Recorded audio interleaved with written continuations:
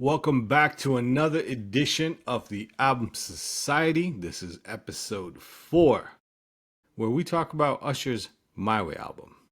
What's going on? Not a whole lot, my man. I see you rocking that Steelers hat. Hey, the football Big win season. yesterday. Yep. If you're listening to this, Yeah, depending on when you listen to this, yeah. football season started yesterday. Yes, it did. So Steelers had a big win. So I got to support the team. It was a pretty exciting game. I won't lie, it was probably one of the best games yesterday. Man, actually, technically, it started on Thursday with my Cowboys taking that L. Oh, you're a Cowboys fan? Yeah, For some reason I thought you were a Broncos fan. But no. Cowboys, oh man. Yeah, I man, feel man. Let's just run through it. I'm a Cowboys fan. Haven't won since what? Not early '90s. Since actually, Were you born yet? yeah, I was born. I was in my teens. I'm a Oh yeah, Jazz you're fan. I watched Jordan bust up the Jazz. I'm a Utah hockey fan. Now we'll see how that goes. We don't know where that direction's going. And then I'm also an RSL fan, soccer, and we're not doing that great either. So I might as well just, yeah. I'm gonna thinking about finding I don't know, some other sports and pick the worst team and run with it. Keep it on find the trend. bandwagon. Find the bandwagon and just jump on it. Right. I mean, I won't lie, Steelers, we've had our ups and downs. But yeah, so far so good. I'm not a fan of Aaron Rodgers. Yeah, the old man came But out winging though. He came out slinging. he came out slinging. I was Yeah. actually surprised. I think everyone was surprised. DK Metcalf came through, Yeah. and Jalen Ramsey. So the three major pickups they did, Yeah. salute to them. Yeah. But yeah, Cowboys. I don't know what to say for you, man. I really don't. You love them or hate them. It's that simple. It's just Yeah, that simple. exactly. Last night was the VMAs. I don't know if you still watch the VMAs. Yeah. I tuned in just because I honestly, to be honest, I don't care for most of the new pop and all that kind of stuff, but I still tune in just to see the performances. And there were a couple of good performances. There was the Ozzy Osbourne tribute, which was pretty cool. Aerosmith. I don't know the other two guys that performed with them, but Aerosmith was on there, and there was a Gaga performance. I'm not a huge Gaga fan, Yeah. but the theatrics was cool. And then you had the Mariah Carey Video Vanguard, I think the award was. That was actually Okay. pretty dope. Got it. She ran through her hits. Right. Now, the one performance that stood out for me, and obviously it would stood out for you if you don't get it, if you get a chance to check back on, probably it's on YouTube or on Yeah, I'm pretty sure it's any on social YouTube. media, Yeah. was the Busta Rhymes Oh. Rock the Bell honoree. I think it's a new category, so LL Cool J has Rock the Bells, Yeah. so it's pretty much classic hip hop artist. So it was dope to see Busta. He had obviously him as Spliff Star, but then he had Joyner Lucas come out do a Okay. couple verses. I believe it was Gorilla and I think Papoose. Okay. So they came out. They did three or four, he did about like six of his hits, and different art. Joyner came out for one track. Um, I think Glorilla came out for Pasta Cavassier, and Papoose, I forget which song it was he was in. But yeah, so it was cool. It was cool to see some of Word. the newer artists like Jordan Lucas and Yeah. Glorilla hit the stage with Busta. But it was cool, man. I was like, I was like, that is that Papoose? Because I haven't seen Papoose on TV in a minute. Right. So it was good to see. Good performance. Busta as always, crushed it. It kills me though because they show like the kids listening it, and I'm like, yo, y'all weren't born when Right. when these songs came out. Right. When the How do you know this? Even the Ozzy Osbourne tribute, I'm like, yo, even the Ozzy and the Mariah, I'm like, half these songs, how do y'all know? I know you don't know this. right. This is the music you probably heard on your way in the car line to school when your mom was Their listening to pickups. it. Yeah.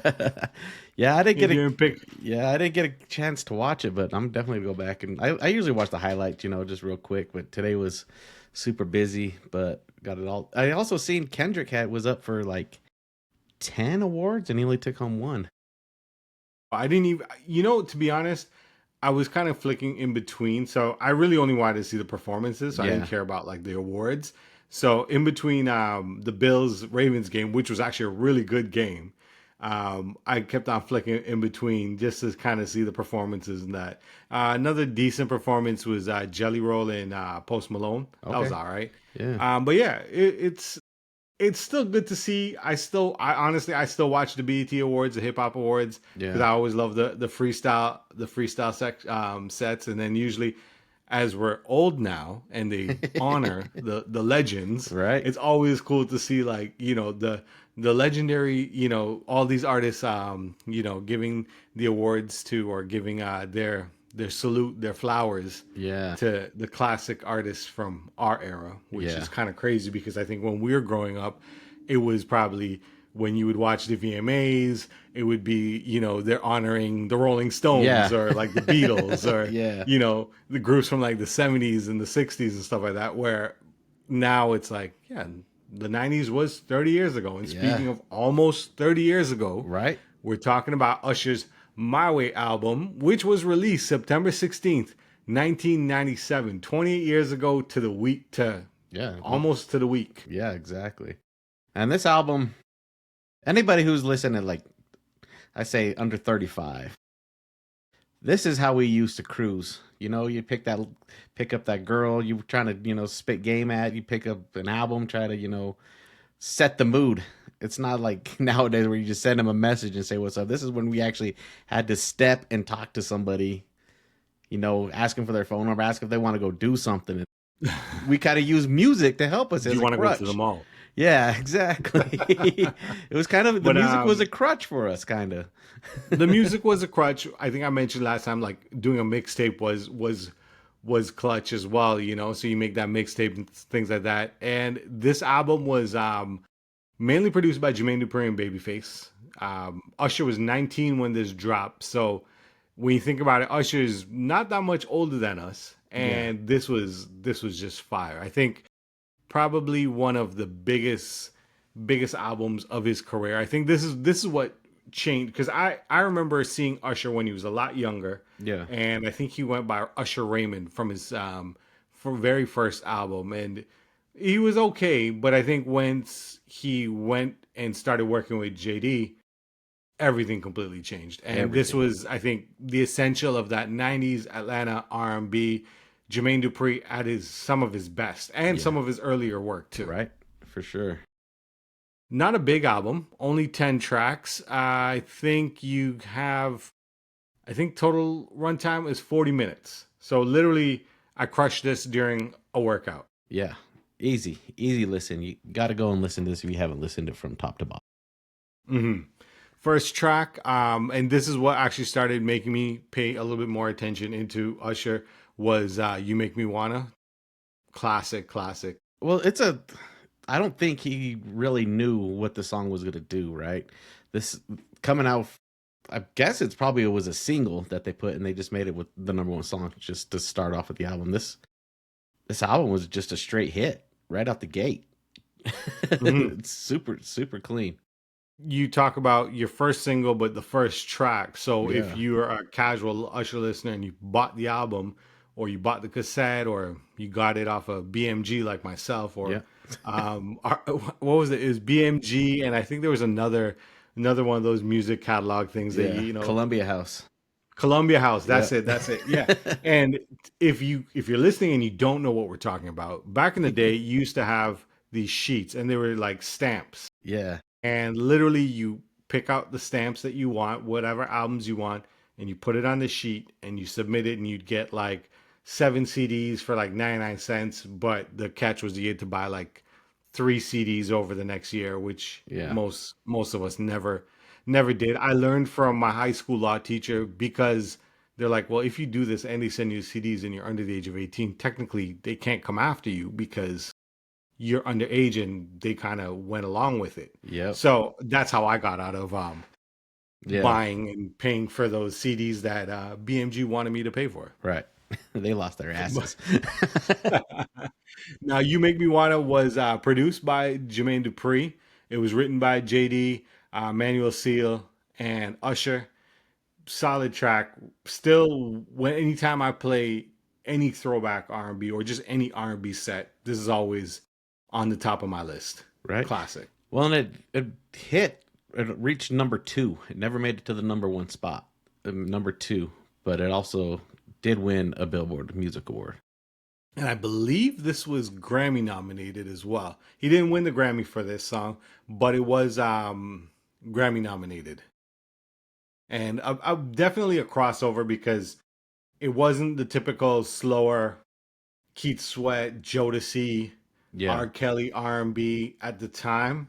It had, I think it's like around 90 something BPM. yeah, So it mixed well once you were going into other genres of music, especially if you're gonna kind of go into that Motown Philly or anything a little bit more of that up pace kind of R&B that was coming out at the time, especially from Teddy Riley and groups like Blackstreet, where you're getting that pick, and you can also mix it perfectly well with any hip hop sound within that range. exactly.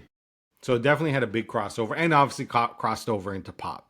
If you were a pop fan, where you probably were the casual R&B and hip hop listener, I mean, not like what it is now, Right. but it was definitely a straight crossover. The second track off the album was Just Like Me, a little bit more on a slower pace, featuring Lil Kim. It was so I did not listen to this album completely when it first came out. I probably only listened to the main singles, but I totally forgot about this track. And the Lil Kim, she came in, she killed it. It was classic. I think this was the height of Junior Mafia Kim, Yeah, the height of Lil Kim. Il Nana, it was solid. yeah. It's yeah. Anything, Little Kim at that time was just solid. She killed everything that she was on. And I think it was a point to prove that she can do this like repeatedly. Mhm. So she was just out there just killing everything she was on. Second, or the third track off the album was Nice and Slow, which straight classic R&B vibe. It's I it's don't know. it's that You it's can't you can't go wrong no, with it's this. 7 o'clock on the dot. Where you at? You know, it's funny because there was a lot of, in the last few years, there was a lot of TikToks and reels asking people what time was Usher in the drop top, Yeah, and if you're a certain age, you're gonna remember. facts. It's just facts. It was iconic, Yeah, definitely iconic. And this was his first song that hit number one on the Billboard charts, Billboard Hot 100. So yeah, this was his first Hot 100 single. Definitely went through the roof, and I believe this was the second single released off the album. Then we went to track 4, featuring Monica, and there's not a lot of features in this album. So if you're listening to the album, their only features are Lil Kim, Monica, and Jermaine Dupri. But I wouldn't even count Jermaine Dupri as a feature because it's kind of that era where it was most of the times the producer would drop a few intros, a few verses here and there, similar to what Puffy did with Bad Boy. hmm So I wouldn't even count Jermaine Dupri as a feature, but Monica was the second featured artist and the only other featured artist on this album. right. What was it? Without the producer all up on the tracks. Yeah, this was produced by Yeah, Babyface. So yeah, Babyface wasn't yeah. all up in the track, Right. but it was Yeah, produced by Babyface. yeah. Then we went into My Way, which still to this day, I think every Well, I think major single that came out of this album is a banger. honestly, this is one of those songs. If you're a beginning DJ and you're kind of struggling to get the dance floor popping, you can always hit the rewind button, slow it back down, and bring it back into the My Way. It always will Mhm. get it. It'll always get people on the dance floor for sure. It's kind of like in the club with 50 cents. If you're struggling, you drop one of these two tracks, you'll get it back quick. You'll definitely get it back. And it's a perfect song to sing along to. As a DJ, you want these songs, and I think we've been seeing in the last few years when people are playing the Tevin Campbell song, and you just drop the audio, and then you just let the crowd sing it out. So Exactly. one of those tracks where it stood the test of time. We're almost 30 years later, the title track of the album, and it still hits. Every time. I think this was one of those few albums, maybe in the 90s, people probably got annoyed. But going later on in the future, where this is considered a classic or a throwback, Right. I don't think there's a song on this album, especially the major singles that came out, that will play and people are like, oh my God, he's playing Usher again. You It's know what I'm true. saying? Yeah, but it was killing it. His singles take off like fire, man. All of them. Hmm. Now, the song that there's two songs on this album that I didn't honestly I did not never heard because I wasn't a huge R&B fan, so I Hmm. never listened to this album cover to cover. And the sixth song on the album was "Comeback," and I started listening to it today. And I always like to listen to the album the day, before we record the podcast or the day of, just so it's still fresh in my mind. And I heard the sample. Now, if you're newer to music or you're newer to 90s hip hop, you're going to say, "Oh, this is a Tupac sample." It's a original sample from Woman to Woman by Joe Cooker, but this is the same sample for I Ain't Mad at You, and it killed it.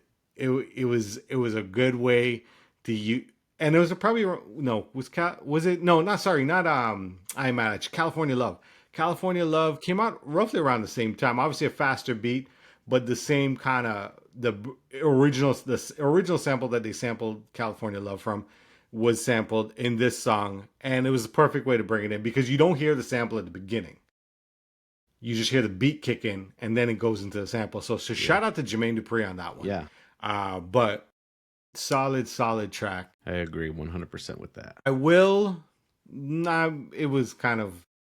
I don't know. It's like a number 6 out of 10 for me. Yeah, it's like really we've already covered the main three tracks on this. The other ones, well, I'm not taking anything away from them, but they're probably a good solid sevens throughout the rest of the album. He came out big time. solid throughout sevens. Yeah.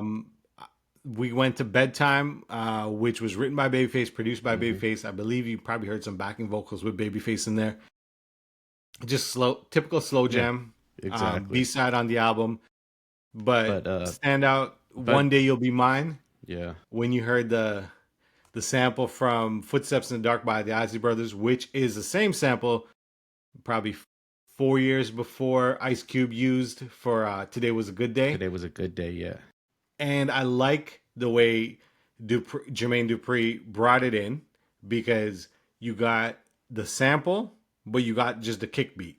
Yeah. You just got the beat, and then you hear the dun, dun, dun. So it went right in. Yeah. So it was perfect because me listening to it, I was like, okay, cool. I'm like, you can loop this, set it in. But these are two songs, "Come Back" and "One Day You'll Be Mine." Now they're going straight into my set list for when I'm mixing the "Today Is a Good Day." Hmm. Bring this right in. And then same thing with "Comeback" because now when I'm dropping "California Love," I'm gonna speed this up Yeah. or slow it down and then just bring it in. Well, it's even taking the first loop, right? Everybody's like, okay, here it comes. They know what it is. And you Hmm. flip them on it, run that first, you run those first few bars and then bring it back to the original. They're like, whoa, wait a second. What was that? Like, wait, Hmm. it's always nice to flip it on people where they think it's going and then it takes a hard left and comes back. I always think that's pretty dope. And what's cool is the thing is too, especially now with Serato, where you can do the stems. Hmm. It's so much easier to do the remix and do a flip right into it. Yeah. Or you've seen a lot of DJs now. They do a lot of wordplay. So kind of cool way to do the wordplay or beat play, Yeah. mixing these songs. I would say "One Day You'll Be Mine" is a good ballad song. Definitely, talking about a girl. Yeah. She got a man, but Right. he's gonna be yours. Exactly. Kind of the emphasis of this album. I would say romance, heartbreak, independence, growing up. You also got to remember Usher's only 19 at this Right. time. This took him into another level. Like he went straight from this on, and then once we got any of the albums after, it was just straight heat. Yeah. I think this was his first, like, okay, I'm working with major artists, real studio time, and he kind of had to bring it, and he brought it. Obviously, he didn't write everything himself. He did have Babyface in the background, which is a great benefit to him. Yeah, there's when you look at most of the majority of the tracks, there's probably, I would say, I'm looking at it now. there's only maybe 3 or 4 tracks, maybe not even 3 or 4 tracks that he didn't write. Everything else he's credited for writing. Production wise, it is majority Jermaine Dupri, Hmm. Babyface,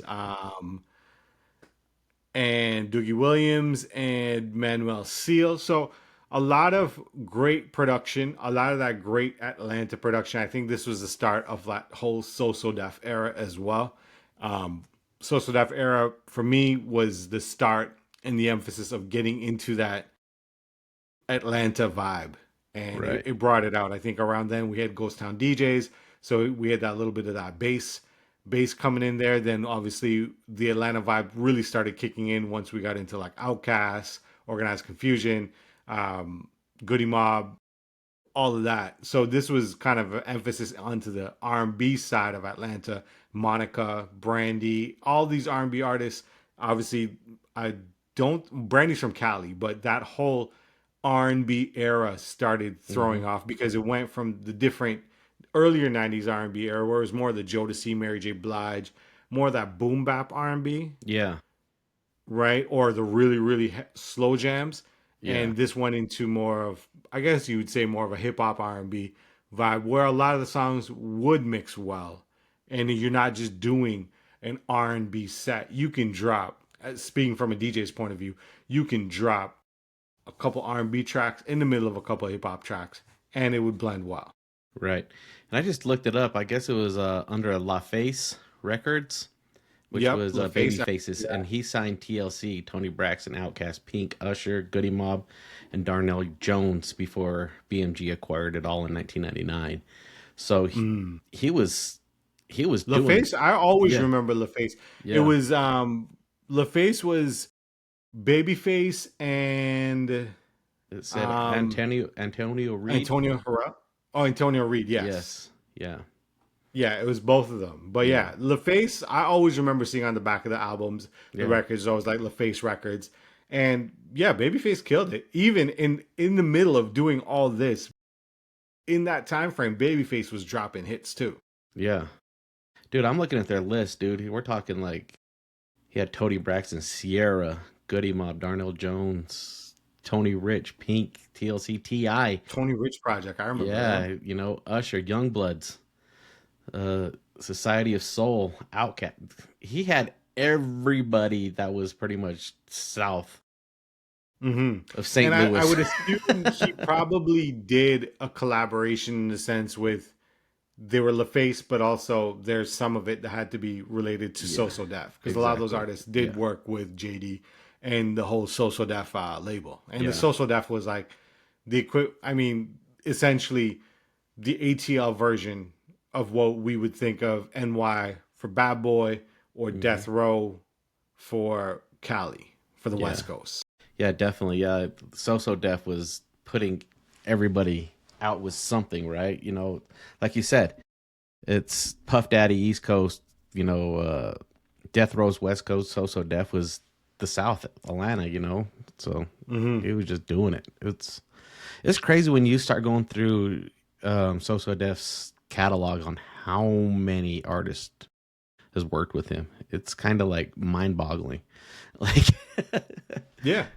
yeah, Jermaine Dupri, I think he's underrated. I mean, for us, we see his quality, but I think outside of the hip hop world, I feel like he is still a bit underrated in that sense. yeah. I wonder how many singles he has. I'm gonna see. We're gonna look it up real quick. I'm just gonna see how many Might as singles. well. We might as well look it Yeah, up. While you're looking it up, this album was 6 times certified platinum. So that means 600,000 copies sold, which is insane. And that's just in the US. That's definitely, once you're reaching, you know, that level, you're through the roof. It's yeah. over. Man, I'm just. In that '90s R&B scene, you had Drew Hill coming up, Oh Brian yeah, McKnight was coming up, Genuine was killing it out of Virginia, and then you had like Timberland producing a lot of stuff for Genuine. So you had a lot of competition, and he still went like broke a lot of barriers.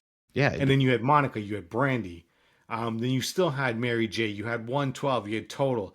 That '90s, that late '90s, '95 to 2000s R&B era untouched, unmatched. Just as the hip hop era within that time frame, it's untouchable. Yeah.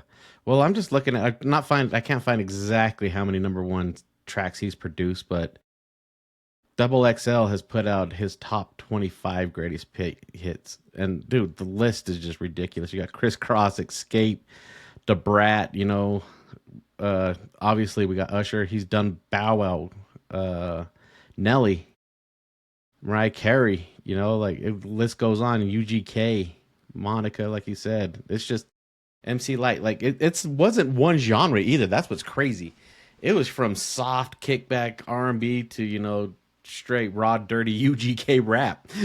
He was the sound of Atlanta. He was the sound of the Yeah. South. I mean, he was what built into or created that sound. And if you want to get a good glimpse, if you're listening in or tuning in, and you want to get a good glimpse of what that '90s, late '90s Atlanta was, Mm-hmm. there's a documentary on Hulu called it's about the Freaknik and the Yes. origin and the start of it, and it takes you back to the music. The music is what how people would be pushing their mixtapes that Freaknik weekend, and that's what broke a lot of artists as well.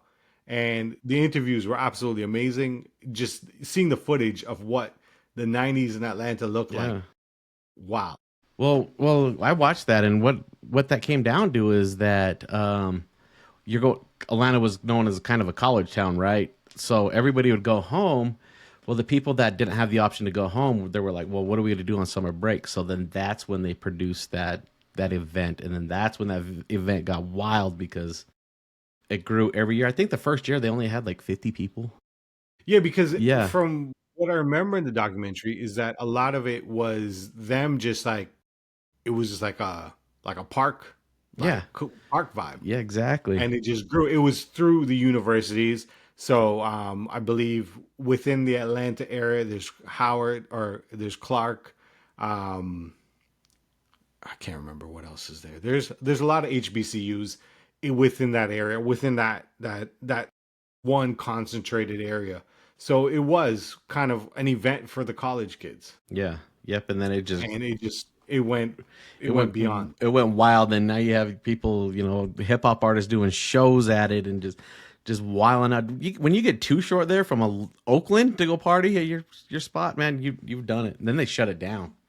They Well, shut them because I down. think I think when everyone when it got to the Freaknik part, which was the Yeah, part where everyone thinks of what it is, that was towards the end. That wasn't at the beginning or the core substance of the party itself. right. So watch that if you want to get a better idea on what that hip hop vibe was in Atlanta in the '90s, and then you just kind of went in. They went in, and this is the early days of Rap City. 106 in Park didn't come out yet, so you had stuff like Teen Summit. So you had a lot of these younger artists performing on there, probably Soul Train as well, and Hmm. it just I don't even think TRL was out yet. Probably, I don't think so. I think TRL was more like early 2000s, Yeah, around the same time as like 106 in Park. That era, that was a different era, but still, you got this. These were the start of these artists in hmm, that era, kind of creating their vibe, creating that Atlanta vibe, creating that R&B vibe, and kind of got me into R&B. yeah, I would say that Usher, this album, the 112 album, yeah. especially because a lot of these albums they had a lot of collaborations, or the official remix would be with different rappers. So rappers that you might listen to like Biggie or Snoop, depending on who the artist is. So when you're getting these R&B collaborations with hip hop artists, for me as more of a hip hop head, that was my way into okay, well maybe I'll listen to a couple Right. other tracks from this, or Yeah. maybe I'll just cop the album. And around then, same time, me myself as a DJ career, late '90s, I would say about like '97, '98, you would be picking up the albums and you'd be picking up the singles, or you'd pick up My Way single, and you Hmm. might get a B side, might bring you into the album. And you're like, you know what, I like this B side. Let's see what else is there. Exactly. And I feel like 97 to 2000 was kind of like the climax of R&B. I'm not taking away from anything nowadays, but I feel like it's the the climax of the reach out and pull R&B, right? Shy, Yeah. Jodeci's Blackstreet, things like that. I think that was kind of like the climax of the whole showing real love and true emotions in R&B, and then it kind of faded into more of the dance club, and it's still R&B. Your Neos, Chris Yeah, well, Browns, we went but into that early dance, like a little yeah, bit more of that dance era. But I yeah, just chat GPT'd. So we looked at 97. 97 other R&B albums that dropped. We had Erica Badu, mm-hmm. classic. Mary J, Share My World. Drew Hill, Enter the Drew. Solid, solid album. Janet Jackson, The Velvet Rope, which is a certified classic. Then we went into 98 where we had Lauryn Hill, which has Miseducation of Lauryn Hill, Grammy award winning album, one of probably the greatest pieces of hip hop R&B work, hands down. We had Brandy, Never Say Never. This is The Boy's Mine and Monica. So Mm-hmm. that was a certified smash, and I believe they're on tour right now, or the tour is just about to be starting. Then 98, we got Destiny's Child, straight, completely different vibe because we went, they, no, no, no, especially that remix with Wyclef, through the roof. We had Kate C and JoJo with the big track All My Life. That was the Love Always album. We had Maxwell. Wasn't a huge part of the, I wasn't a huge neo soul R&B fan. I liked a few tracks here and there, but then we go into like later on into the later last year, the 90s, where we had TLC Family, which had no scrubs on it. Genuine, 100% genuine. Crazy. Donnell Jones, Yeah. classic. Macy Gray, Kelly Price. We had like D'Angelo, Jill Scott, Jagged Edge. Was that the That's D'Angelo? Was for that me. the Brown Sugar album? No, this was Voodoo. Voodoo. Okay. Brown Sugar album, I think, was before that. Before, yeah. I believe this one, the Voodoo album, has the song with Method on it, Okay. Devil's Pie. If I'm not mistaken, I think it's that album. Then we had Jill Scott, Jagged Edge, which is straight ATL R&B vibe. Yeah. Tony Braxton, um, straight classic. And then we had Carl Thomas, which was that, that mellow R&B, a little bit of hip hop. So there was a lot going on in that era, and then a lot of these artists went further and beyond. Mm-hmm. Brandy, obviously, we knew late '90s. We had Moesha, and then Yeah. Monica, totally went her way. So there's a lot that came out of this, Yeah. especially for these younger artists, because Brandy, Monica, Usher, I would say probably Drew Hill as well. They're very late teens, early 20s, so they were kids going into this. Right. And then that was Yeah. the whole time of, this you're probably going to hear this a lot on the show, but the whole time of sampling old school R&B, that sound that we grew up to, like our parents were listening to, and like, okay. And then the new artist comes out with that sample, you're like, oh, I'm already connected to this slightly, right? Hmm. So it's that era, that 97, 98, they were sampling some of the older R&B stuff that we already are kind of familiar with. So it kind of just spilled over easily, and it's history repeats itself as doing it again, right? A lot of artists Well, are. now when you're listening to the Hmm. 2000s, or I would say in the last 4 or 5 years, Yeah. especially me doing mixes for radio shows, there's a lot of these newer artists that are sampling late 90s, early 2000s R&B and B and hip hop tracks. And I'm like, this for me, I like to flip it. So I like to mix them both. I'll mix the classic track with the Right. new track or vice versa and just kind of be like, yo, this is where this song came from. Yeah. As much as I can do it, I'll do it. And I really love doing that. And I've always said I need to do a mixtape where, there's a lot of mixtapes you where DJs will sample the original, like Yeah. the 70s, the 80s track, and kind of slow it down, chop and screw it, and bring in the newer track from like, with like, say, for instance, Steely Dan sample for New York, New York with Lord Tariq and Peter Guns. You'll hear a lot of DJs play the original Steely Dan version of it, but then bring it in. Yeah. But I like to do it the other way where we have the 90s songs that were sampled or the 2000 songs that were already sampled hip hop and R&B songs, and you playing the 2010s or Yeah. the 2020s version of those songs, just cuz it brings you back. And then sometimes those kids will be like, oh, I remember my mom used to play this song. And Right? it's kind of the same trigger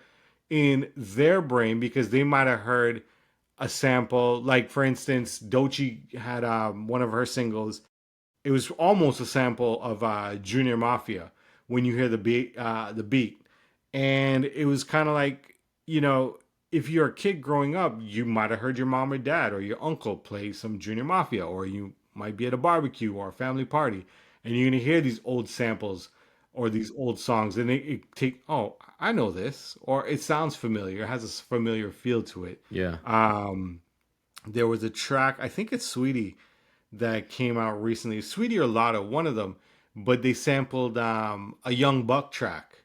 And Okay. I was like, this is dope. Like, because when was the last time you heard somebody sampling a Young Buck track in a Man. newer song, right? So, Yeah. and it was it was amazing to see. It's still, for me, I love to hear any of the new songs when they sample older 90s, 2000s, 2010s R&B and hip hop. Right. And then the thing is as a goal is as a DJ, our number one goal is to pack the dance floor, you know, make the party go. And if you can pull in those younger crowds using the older samples, using the new track with the older samples in it, you're gonna get them on the dance floor. While mom and pops are posted on the wall because they had nothing else to do, so they wanted to go have some drinks and see what their daughter's up to or their sons are doing at the club. Then you bring back the original, boom, you're gonna Yep. get them off the wall, and next thing you know, it's Especially if you're doing doubled like a up. barbecue or a family Exactly. party, Yeah. or even just a general where you're doing a general club where you might have a mix of 20-year-olds to 40-year-olds. Yeah. You're gonna get, once you do that segue, you Yeah. got them. All of them. Everybody You who's got gonna the whole. everybody who's gonna dance is going to dance at that moment. Yeah, there are some. Obviously, there are some songs that will automatically pack the dance floor, but there are some songs where you can bring it in, and then you might have the older crowd be like, "I'm not dancing. I'm just gonna go to the bar." But then when you bring in the original or bringing back the throwback and you Yeah. mix it in, you got them. Yeah, that man, like, check out this two step I used to throw to this track, like Mm, you just bring them in, and but that's the whole point of being a DJ. It's not about being the number one DJ, it's about people enjoying themselves. We enjoy the music ourselves, but if you're gonna do it on a professional side, you want everybody to just have a good time and enjoy it. Alcohol, no alcohol, picnic in the park or at a mainstream club. The whole goal is to everybody just to set the vibe and have set a good time for everybody. yeah, I agree. I guess going back to the Usher album, Yeah. there was a number 10 track that we didn't even talk about, but it is essentially just "Do You Make Me Wanna" remix extended version. I would say this is more the club version where you get a little bit of a longer intro. Yeah. Nothing crazy. The original runtime for the original "You Make Me Wanna" was like 3.5 minutes. I think this one was like 5.5 minutes. There was a 25th anniversary edition of this album that came out, and it was pretty much the Ryan James Carr remake. He remade 5 tracks, so "You Make Me Wanna," "Nice and Slow," "My Way," 2 other versions of "Nice and Slow." It was literally just remixes. Yeah. They were cool. Not a huge fan. They're more funkadelic a little bit. It is what it is. But in 2 years, we'll be getting the 30th anniversary of this album. And I want to see if they're actually going to drop something. Now, in the digital world, it's a lot easier to say, hey, we're going to do a re release of this album because you're just pushing it out digitally. Versus in back in the day, where if you're re releasing an album, you had to make tapes, you had to make CDs, Had to get it all pressed whatever up. method, get everything pressed and printed. Where we're living in a world where, okay, I'm gonna re-release, and you've seen it with a lot of older artists where they finally get their music on Apple Music or on Spotify. And shout out to Spotify because we Yeah. host on Spotify. But you get that ability to be like, okay, we're re-releasing this album and we're gonna digitize it, because sometimes some albums weren't digitized; they were recorded on DAT and tapes, Hmm. in 4-track reels and whatever. And they're digitizing it, they're fixing it up, cleaning it up, adding remixes that couldn't have been done before, or just freshening up the album. So I want to see in 2 years what this is going to look like if they are going to do a 30th anniversary edition of this album. It'd be kind of cool to see, and I wonder if Usher might do a 30th anniversary tour. That actually be pretty dope to see. I've never seen Usher live, I so haven't that's either. something He has that I would look residency in forward. Vegas. Apparently, he kills it. Oh, that's right, he's doing that. Yeah, So I forgot about the residency in Vegas. but he But hasn't. yeah, I think he could do a tour. I think he could. I think he could still do it, man. I think he could still go out there. I'm not saying that it's selling out, like 30, 40,000 seats, but I'm pretty sure he can hit some of these smaller venues he can that do a that he can definitely do a eight. stadium tour. Yeah, He might not be doing the Chris Brown tour numbers right yeah. now, I think like the 8 to Breezy Bowl. 10,000. I think is right about where I think he could be. Yeah, I think actually I think he can do more than that. Like 8 to 10,000 is like most like those amphitheater Yeah, stadiums. But I really think he can do like the stadium tours, like yeah. the hockey arena, basketball arena tours, where you're getting about 15 to 20. I think he can do that. And you just throw in maybe a couple other artists with him, just to open up the show. And I definitely think he can do that Right. You because could there's a few artists. bring Bow Wow out. I know he could probably use a few bucks right now. You can bring Bow Wow out. You can definitely do that because I've seen there is the Keith Sweat birthday party tour that happens almost every year, and they are. I'm gonna look this up, but he sells out, and he does do a bigger audience. So I mean, if Keith Sweat can do it, not to knock Keith Sweat, but Yeah. Did you Speaking of Keith Sweat, did you see that video that just went viral probably like a few months ago about the kid on the Carnival tour that did the Keith Sweat cover and just the crowd was mostly all older age black people, and they're like, oh gosh, this young white kid's gonna come out and try to do some Keith Sweat, and then he murdered it. The crowd went crazy on this no, I Carnival tour. didn't. Oh man, you got to see it, man. It's great. They're like, no, he's not going to do this. No, he's not going to do this, and he goes out there and murders it, and I gotta look that up. everybody loves it. This was so I would say this was a couple weeks ago. Sorry, a month ago. Keith Sweat, more than a month ago. This is the Keith Sweat birthday bash. This is the lineup: Keith Sweat, SWV, Joe, Drew Hill, and Genuine. And that's a fire show. And this was at the Emily Arena in Tampa, but they also did it in Hollywood and probably other locations as well. But that's a fire lineup. Yeah, Like that is fire. Like yeah. So and then Keith Sweat does the R&B Lovers tour, which was this summer. But you had Keith Sweat, Joe, Drew Hill, and Genuine. Like come on. I saw. Did you see the video of Genuine trying to do one of his dances and he fell through the? no, I did not. Did he Yeah, roll look an at him. ankle? He fell through the stage. Like Genuine, bro. You're probably 50. Like Yeah, no more. I'm not trying. You I'm can't be not trying to do gliding. those moves. Can't be gliding no more, man. No, he was trying to do his vibe, the typical Genuine vibe, and yeah, Right, it didn't work. right. I feel bad for him, but Yeah. yeah. So there's a lot of this where a lot of these older R&B artists mixing with some of those 90s artists do really great tours. So I definitely think if Usher was to do a 30th anniversary tour, I mean, if he's doing a Vegas residency, he's got the crowd. But if you can do that, a 30th anniversary world tour, Oh you yeah, know, he'd kill it.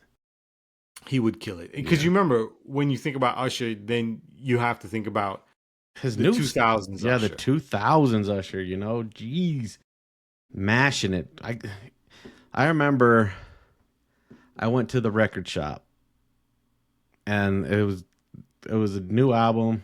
I purchased it and I was like, I'm gonna drop this song tonight, and it was Yeah by Little John. I cleared the dance floor, dude.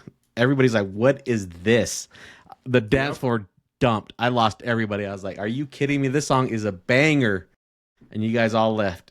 A week later, Well, after it got some radio play, dude, it was jam packed. because I think no one knew it. Like, I Right? think because location too, right? Yeah. It all depends on where you're dropping it. For you, you're like, Salt Lake yes, I'm gonna City. drop this new Usher. So Yeah, it's rough out here. I have nothing but nice things to say about Salt Lake City. The Yeah. mountains are beautiful. Right. The barbecue is good. If you check Anthony, outside of that, like if we look at 2000s Usher, right? We're looking Yeah. at two. So say we go for 2001. You got "You Remind Me," which is one of my favorite R&B tracks of all time. You Got It Bad. This is off the You Don't Have to Call. right. Can You Handle It? Like deep, deep, deep hits. Then we went to 2004. We had "Yeah" with Little John Well, it Ludacris, was which is Confessions album, right? Is that the one where he came yeah, out? that's Confessions. Confessions, Confessions, yeah. 10 times platinum album. Yeah.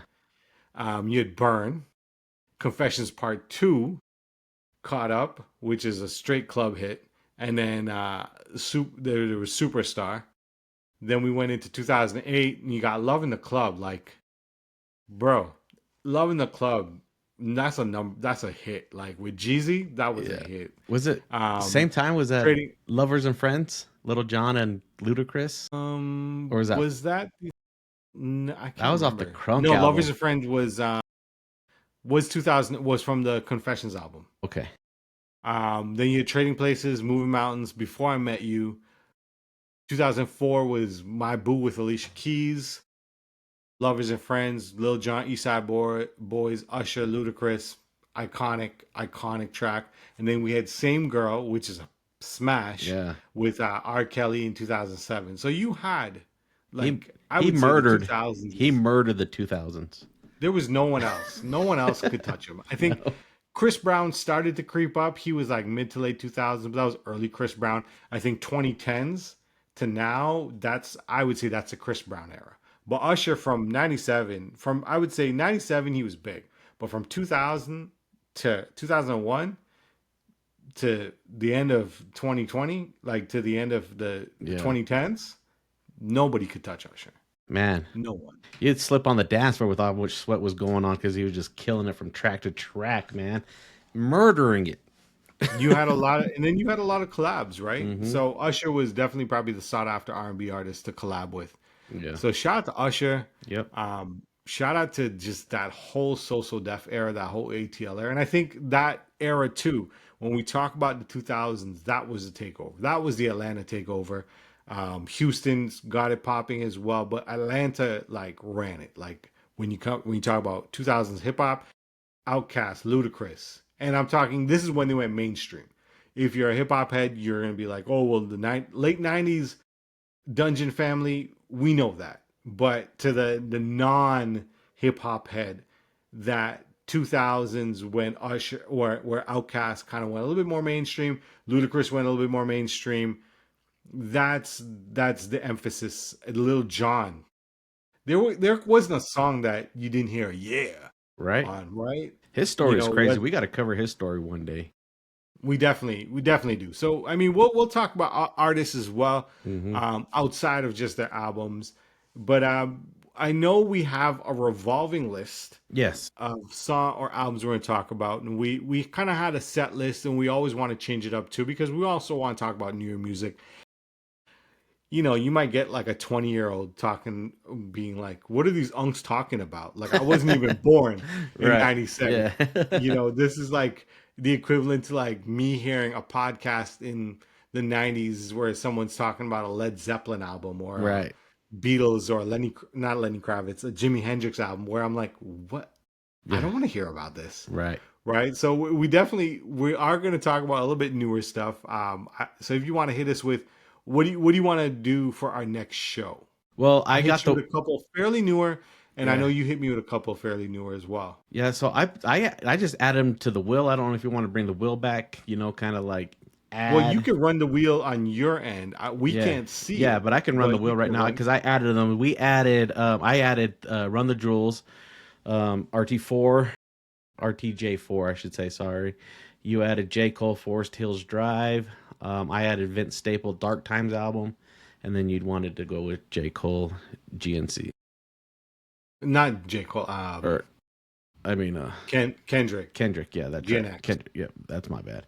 But yeah, so Kendrick. I tried to pick something fairly recent that I liked that I've listened to multiple times. Yeah. So let's give this a spin here and just see what it gives us. We have our other tracks other albums that we decided to do, but this one it looks like we are Let's going give it a with. drum roll. Looks like it's All right. Warren G Funk. Warren G Funk. All right. We're All gonna right. take it back Coming to up. the West Coast. Going back to the West Coast again. Yeah, I that's am not mad at this because oh it's one of those albums that definitely hold near and dear to right, my heart as one of my favorites. yeah. I know So one of yours. So we definitely can get into G Funk. Maybe the week after we'll drop something a little bit newer. yeah, for sure. So just a little bit about Warren G. Um, Obviously he kind of locked in the G Funk era, but he also kind of touches both you and I in another way too. He's actually an avid barbecuer. Our Mm-hmm. other lifestyle that we do, he Yeah. enjoys barbecue.